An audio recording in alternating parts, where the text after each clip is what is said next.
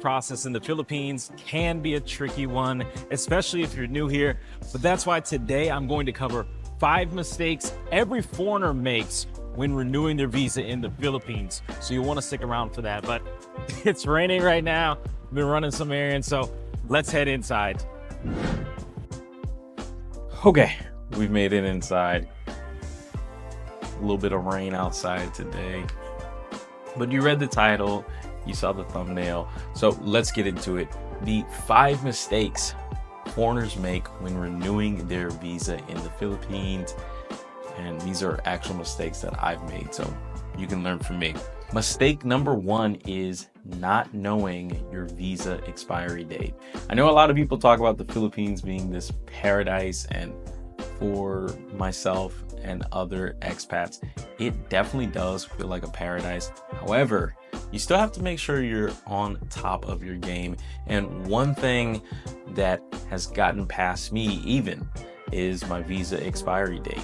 Even when I started my renewal process, I knew initially I was visa free for 30 days. But, you know, when you're living out here and you're just enjoying your time can definitely fly by.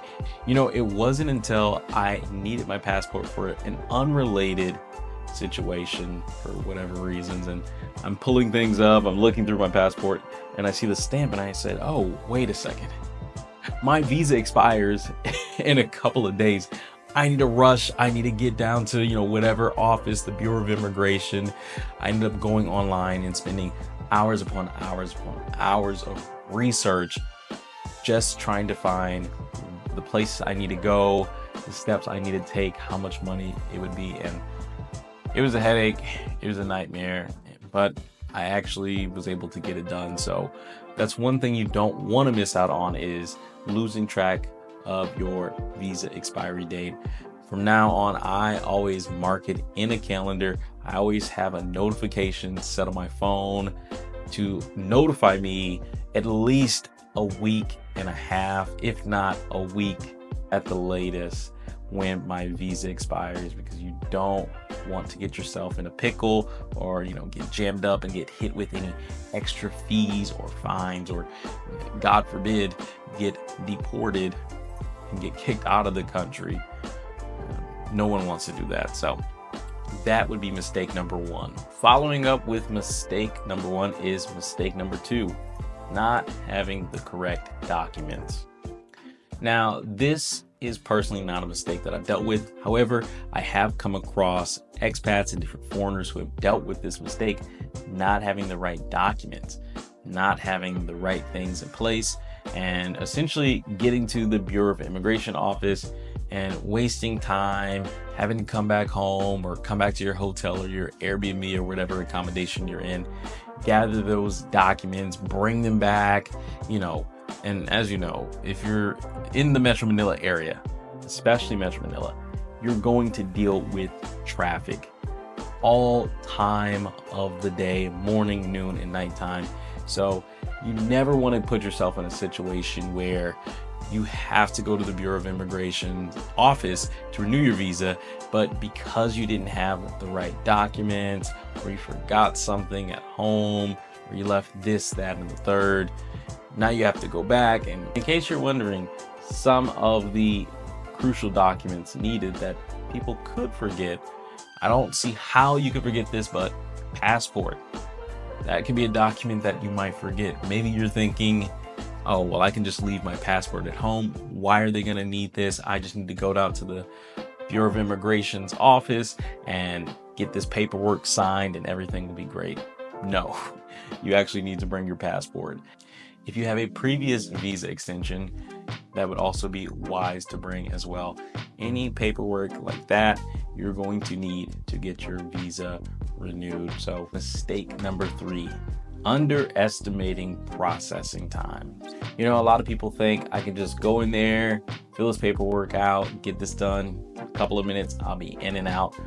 Well, not necessarily. As you know, there are tons of foreigners who either visit the Philippines and travel here, or are living here full time, which would mean that there are going to be a lot of people who are getting their visa paperwork processed and getting their visas extended. And just like any governmental agency, you can't expect them to move lightning fast. I mean, even in the US, when was the last time that you went to get your driver's license or any type of paperwork and you were just able to get in and out lightning fast? Doesn't happen. So one thing you need to understand is, yes, there are processing times when you go to the Bureau of Immigration office to get your visa extended.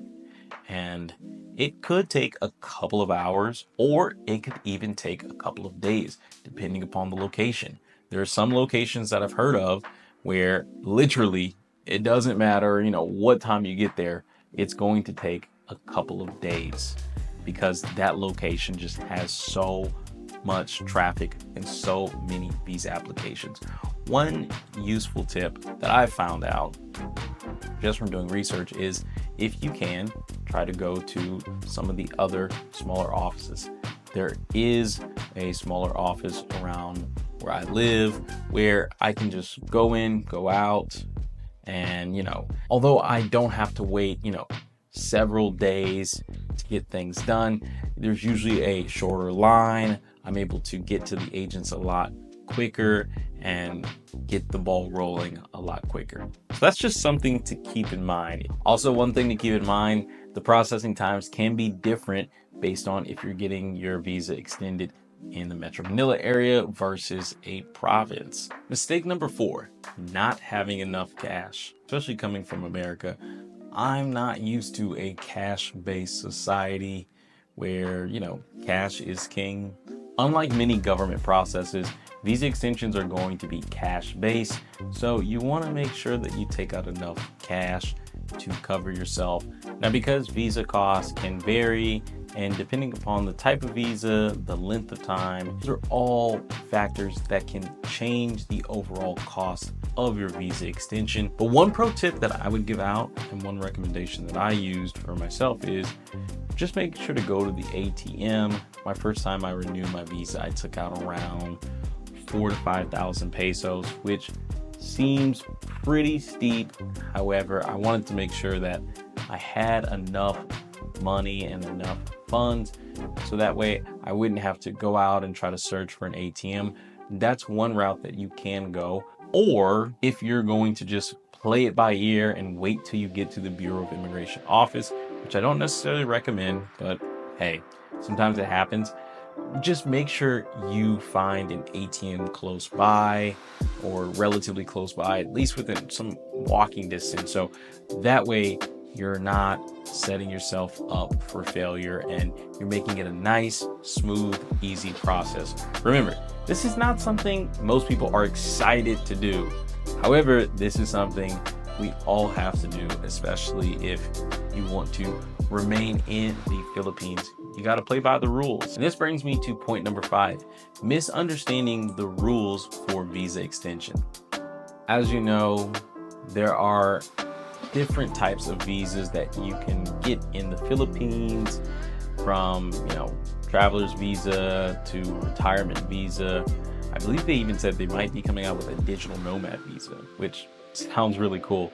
But because there's so many different types of visas, doing the research on your own can be a little confusing, and at least from what I saw, there's no one direct website that I was able to go to or find, or even one direct video that could just tell me everything I needed to know about renewing my own visa. And because there are so many different options, you might find yourself wasting a little more time, especially because it can be really confusing if you're brand new to the country. So even for myself, when I went to renew my visa, there were just some things that I wasn't quite aware of, and I don't think I had all of the knowledge and information and a clear-cut step-by-step of how to get things done.